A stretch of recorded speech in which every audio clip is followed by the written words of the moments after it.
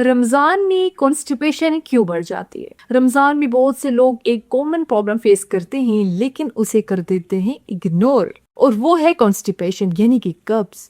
कुछ लोगों को इतनी सीवियर कॉन्स्टिपेशन होती है कि वो फिर मजीद बीमारियों को जन्म लेती है, यानी कि पाइल्स और फिशर तक डेवलप हो जाते हैं।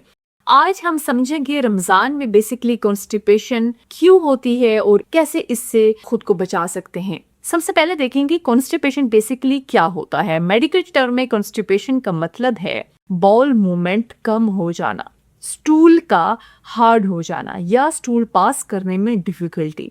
नॉर्मली अगर किसी को 3 से कम बाउल मूवमेंट पर वीक हो रहे हैं तो उसी कॉन्स्टिपेशन कंसीडर किया जाता है। रमजान में कॉन्स्टिपेशन क्यों बढ़ जाता है या क्यों होता है?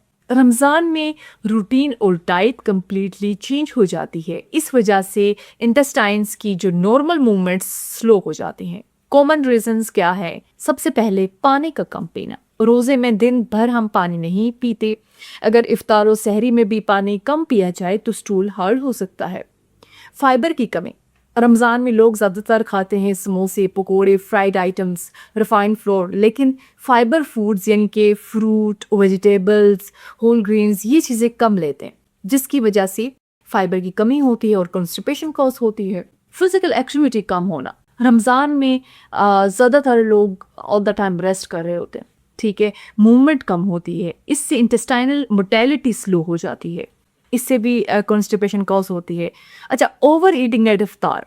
इफ्तार पर अचानक बहुत हैवी मील लेना, ये भी आपके डाइजेशन को डिस्टर्ब करता है। कॉन्स्टिपेशन के सिम्टम्स क्या हो सकते हैं, अलामात क्या होंगी? आपको हार्ड स्टूल पास होगा, स्टूल पास करते वक्त पेन का होना, इनकम्प्लीट इवैक्यूएशन, आपको ब्लोटिंग हो सकती है, आपको एब्डोमिनल डिस्कम्फर्ट हो सकता है यानी कि पेट में दर्द हो सकता है। सीवियर केसेस में होता है कि आपको कॉन्स्टिपेशन के साथ मोस्टली पेशेंट को हेमोराइड्स डायग्नोस हो जाता है, यानी कि बवासीर वगैरह, एनल फिशर भी डेवलप हो सकते हैं। रमज़ान में कॉन्स्टिपेशन से बचने का क्या तरीका है?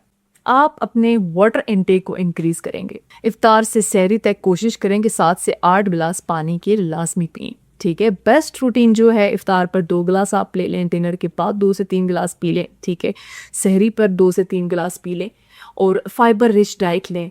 डाइट में इंक्लूड करें फ्रूट्स को, वेजिटेबल्स को, ओट्स को, होल व्हीट रोटी जो होती है, डेट्स वगैरह आप जो है ना ले सकते हैं, माइल्ड वो लग्जेटिव इफेक्ट देती हैं। फिजिकल एक्टिविटी इफ्तार के बाद 15 से 20 मिनट।